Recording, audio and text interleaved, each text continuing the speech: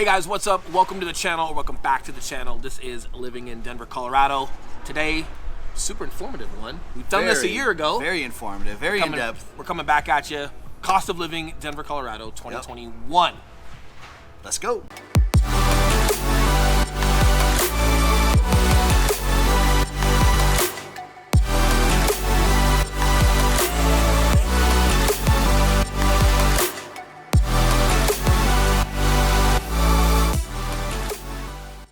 What's up, guys? We are the Mile High Property Brothers. I'm Eli Schmidt. This is my business partner in crime. Like that. Will Grimes. I never know. Almost I never know where he's going with this. If it's your first time visiting our channel, Living in Denver, Colorado, go ahead and hit that subscribe button right now, along with that notification bell, because every Tuesday and Thursday we drop a new video and we tell you everything there is to know about moving to or living in the Denver, Colorado area. 100%. And we are licensed brokers in the state of Colorado, which means as much as we love making these videos, we would love more to help you with your real estate needs. So that number popping up below, we are the guys who answer the phone calls and the text messages and the emails to that email below as well. So anything that we can do to get you guys to Colorado or help you with your needs, we would love to do so. But without further ado, let's get right into it. A couple of just details to cover since last year, so a lot's going to be very similar. Some things could be different. The market's definitely different, so let's talk about it. Cost of living, Denver, Colorado.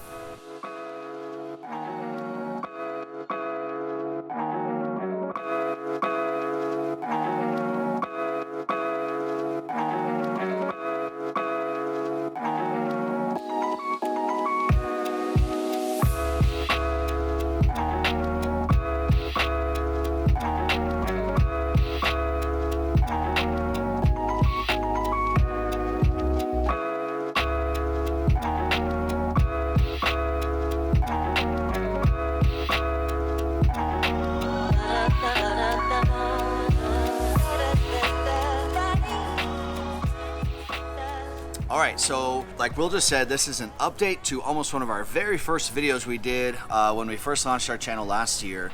And we thought, a lot has changed in this past year, so why not come out with an updated 2021 newer cost of living. Now, a lot of the stuff that we're going to be going over is similar to our last video. Primarily, the biggest change is going to be average home prices, things like that. But then also we wanted to dive a little deeper into some things that we did not go so deep into on our last video, like some of the utilities, travel expenses, car registrations, things like that. All right, guys, so starting off with housing. A lot of times that's your primary concern when you're moving to Colorado is, hey, can I even afford to rent or buy a place out there? Well, right now in 2021, our average home sales price is, and this is detached homes, this is not condos or townhomes, this is detached single family homes, is up to $675,000 right now. Super cool. Or not, depending on how you look at it. What it does mean is that the economy is becoming super strong out here. You do have a lot of tech industry that's coming here. It's not just marijuana in Colorado. There's a lot of tech industry here, a lot of just different things. But from what we've seen, like as far as the economy and the type of people that are moving here, it's a great sign for you. Hear that? It's a great sign for you. As far as the rental side, it has gone up a couple $100, so not necessarily as significant as a home ownership. However, those of you that are homeowners understand, like, hey, when prices are going up, that's the equity that you're going to have on that home if you decide to sell or refinance. So there are some good signs. I know it's a little bit more expensive than about a year ago. However, what is a great sign is that our economy is growing strong back here. And even through COVID, for the most part, like, things stayed pretty strong out here. So Colorado tends to be very tip of the spear, very forward-moving, strong state, which is good for you, especially if you're looking at moving here. So in addition to the cost, it's more about why the cost is the way it is, and who's coming here, who's moving here, and how strong is that going to stay for how long, right? So we look pretty good here. Yeah, and to break that down into monthly payments for you guys, on a house at $675,000, if you're to put 20% down at an average interest rate of about 3.5%, again, a lot of factors come into this, but this is to give you a rough idea. You're looking at about a $2,800 a month mortgage payment, and for a one-bedroom rental, that median price is $1,300 a month. Right, and this is if you guys are putting 20% down. Interest rates are still significantly low, so why not lend on more if you're just about getting free money? So no, it's not required to put 20% down. You can get as little as 3%, and some of the government programs that they have, it's even less than that. So definitely some things to look into. If you have questions on that, please reach out. We've always got our guy Scott Leffert who can help you with that over at Synergy One Lending. Super smart guy. He's done such a great job for a lot of our clients. So a lot of you have met him already. He's done a great job. But if you've got more questions on just how to structure something like that, definitely reach out.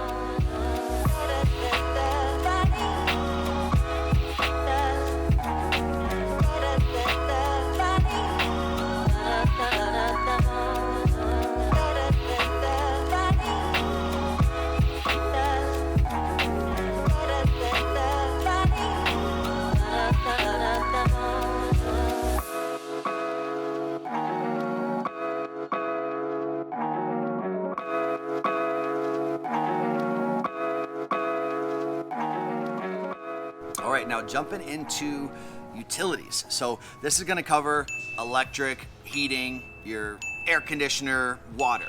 Not your, let's see.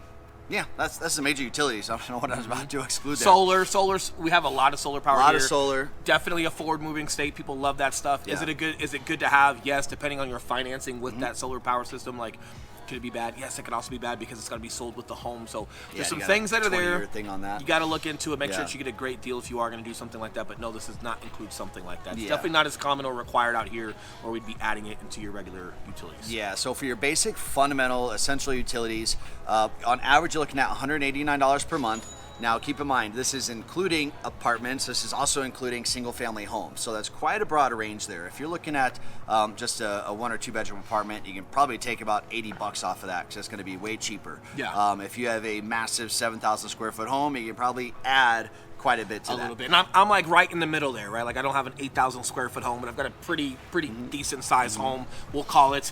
And I think we're right at like $130, $180. Like if we run our AC a lot during the summer, sometimes it'll go up to like that 140, 150-ish. I don't think I've ever hit that 180, but I'm feel pretty strong about like that 130, 137-ish. Maybe in the summertime when you're running your sprinklers, heads up, you do have to run, if you've got a yard, you're trying to keep it green, you do have to water it a lot, so your water expenses will go up. But in the water's summertime. affordable here. Like it's not not a lot, right? So and if you've got a great sprinkler system and it's timed and you're watering it at night or super early in the morning when the sun's not going to come up and just dry all that water that hits the soil, there's ways to do that too. But again, bottom line is it's not that expensive to have water here. Even though we feed half of California with water, we're still not that expensive. It's true. All right, guys. Now, some basics here that, I don't know if these vary state to state. I imagine they do, like everything else, but it's still, since we're doing a deep dive into cost of living, we wanted to include it.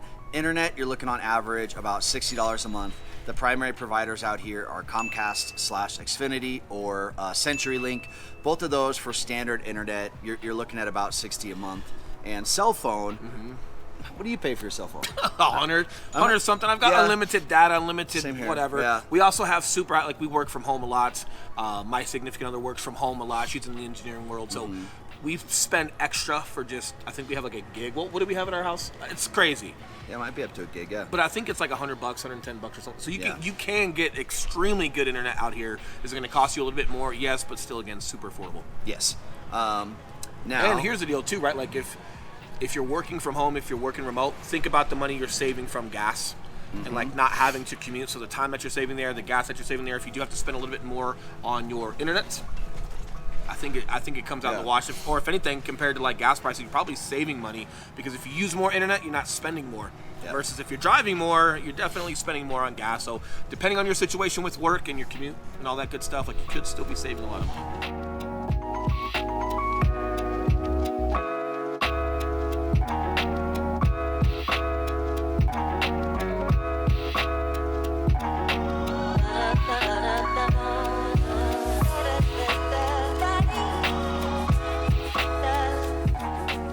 So let's talk about travel expenses. So very good. If you're looking at public transit, so our light rail system or a bus system, a monthly unlimited pass for using either one is $114 per month. Or if you don't want that, you just want to take a train, down to the ball game one time, it's $3 one way per person. And I'm pretty sure, like, if you are still a student, if you're in college and you attend any public or private university out here, you can get that for free. And I think if you are any type of like public service, so police officers, city workers, or if you work for the state or city somehow, I think you also have programs where you get that for free. Yep. Now, right now, April 2021, we're looking at average gas prices in Denver of about $2.93.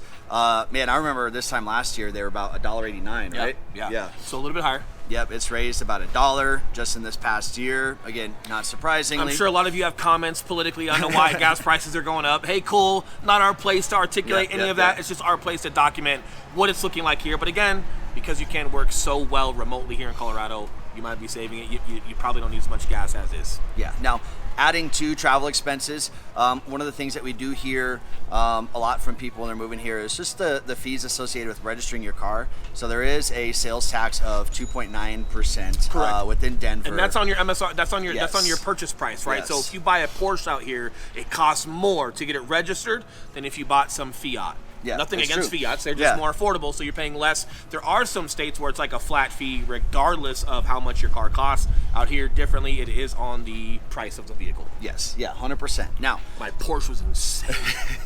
Oh, man. My Fiat was super great. It was like didn't hurt at all. Registration for my Porsche or eat for a year. I don't know. So I'm losing a lot of weight right now.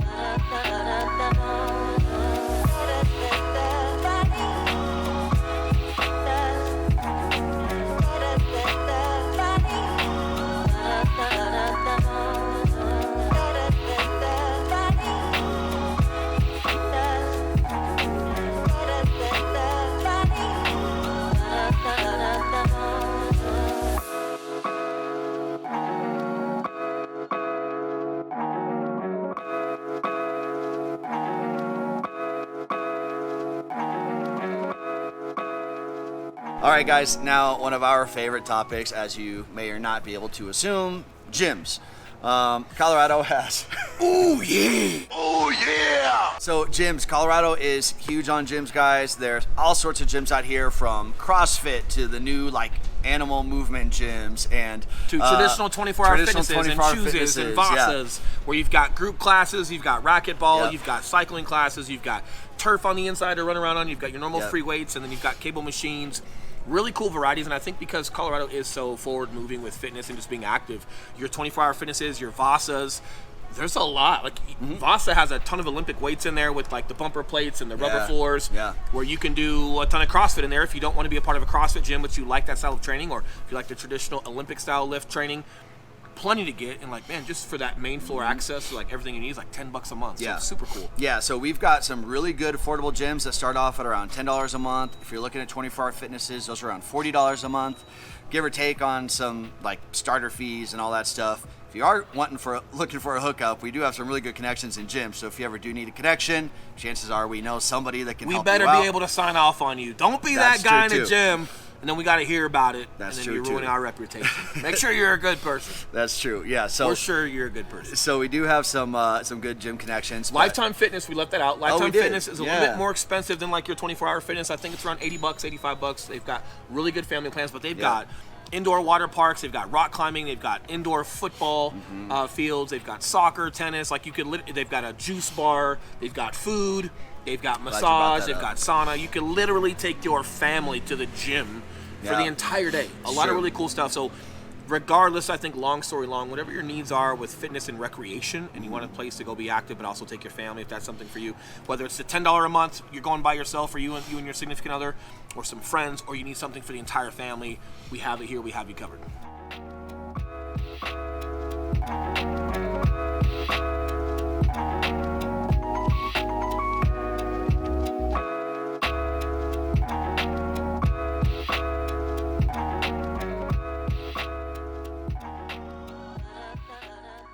Diving into some income, we'll get some comments and some emails about like, hey, how much money do I need to live in Colorado? $1 million. Almost feels like that. $1 million.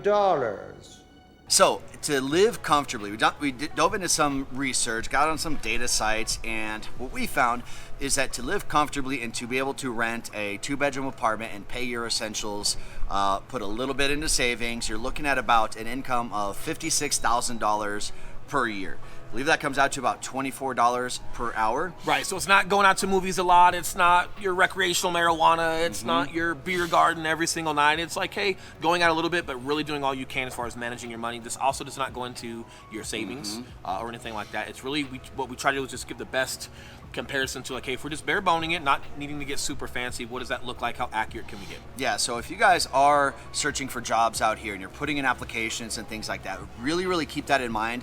I know it's really hard to determine, especially when you're going to a new state that you've never lived in before. Hey, what's a good income? Is 40 grand enough to live out there? Is 80 grand enough to live out there? What does that look like? So, right, and that 2-bedroom apartment we're talking about, that's one sole income, right? So if you make that on your own, but you've got a significant other or a friend that's also making similar or the same, like, you guys are going to be okay. Watch your money, like, just be smart about what you're doing. But what's really cool about Colorado as well is, like, you have so many national parks that cost like $1 or $5, or they have free days. So you can go hike and see everything that Colorado has to offer as far as national parks. The zoo sometimes has free days, or depending on where you work, you can get free days, free tickets through your employer. There's a lot of really cool things on how the state gets interactive and involved with national parks, zoos, museums, and all that cool stuff. So if you're staying online and you're getting super savvy about it, you can actually go do a ton in Colorado for literally nothing or next to nothing and have a great time with it, especially in the spring and summer and fall. So keep your eyes out for that. If you guys have any direct questions on that, maybe we can help you with some of those websites. But man, if you're being smart about it, you can save a ton. And hey, even if you're making a ton of money and you still want to be smart about how much you spend, man, get on some of those websites, because Colorado is super active with their populace and just experiencing that Colorado feel. It's true. Now, that was all we had for the bare essentials as far as what you're probably researching as far as how much does it cost to live in Denver. Some other things you might want to throw on there, some little bonus things. You've heard us talk about it before. If you have a 1989 Honda Civic two-wheel drive, you're probably going to want to invest in a four-wheeler all-wheel drive You're going to save on gas all winter, because you ain't going nowhere. You're going to save all sorts. No, we've got more sunny days in Florida. So, yeah. But if you do have to commute and it did snow, those cars are they have a little bit of a hard time out here, especially not so much on the main roads once those get plowed. It's getting out of your neighborhoods, where like a lot of plows just can't quite get right. Or if they did, they made one or two passes, but there's still snow there. Not as bad as the main roads, but it's there, and you just have to, so if you have all-wheel drive, a Subaru, an SUV, a truck, something that's just a little bit more durable, you're better. And again, I say this every time. You don't want to be stuck in the winter. You want to get out and enjoy Colorado during the winter time and everything that it has to offer, whether it's snowboarding and skiing or kayaking or whatever you like. There's some really cool stuff. And yes, even in the fall, like there's snow up at altitude. So even if it's dry down here, sometimes at altitude in the mountains where you're going, there's still some snow up there. So you're going to want to be careful and have a decent vehicle. Yep. A whole bunch of other things. Or find the shuttles. You can keep up to shuttles. You can, yeah. So buying ski passes, guys, those are what, like $600 or $700? Buying a season ski pass, really expensive. However, if you break it down and you're actually going to utilize it, it ends up being way cheaper than actually just paying when you're up there. Do the math. If you guys are going to movies and you figure like 2 movie tickets plus food, you're not getting out of there for less than $80, right? Yeah, $60, $80. So if you buy a snowboarding or ski pass and you're up there every weekend or every other weekend, you start looking at like, oh wow, we're skiing for $35. As long as you're using it. If you're not, well then it could be a waste of money. Get a feel for that, how much you're committed to it. But man, for your entire winter to have activity, you'd actually be saving a lot of money. Yeah, that's true. So hopefully you guys have found value in this. We really wanted to dive deeper into this than we do in a lot of other cost of living videos, since we're kicking off Denver again, 2021. As always, hit us up, comment below if you have any questions that we didn't cover today. Little tip from the locals, right? Like, word on the street is if you can like sneak some snacks into movies, or if you can sneak some snacks into some football games or some baseball games, like, I don't know if your wife or your significant other has a really big purse and they're really good at like shoving burritos into their purse. Allegedly. It's just what I hear on the street. We can't necessarily confirm that, but there is a way to save some money on that as well. Nobody likes a $14 popcorn, right? Even though it's super good. There's other ways to save some money there too. And there's just something about a burrito that tastes better when you pull it out of your pocket. It's true. Who would have thought? It's true. I know, right? Who would have thought? If you guys need anything else in addition to this video, if you have any questions, yes, believe it or not, we are licensed brokers in the state of Colorado, and we love helping you guys with your real estate needs just as much or more than we love making these videos. So that number popping back up below, we are the guys that answer those phone calls and the text messages. We are the guys who answer that email. So anything that you guys need, we would love to help you out. And until next time, we will see you in the next video. See you guys. See you guys.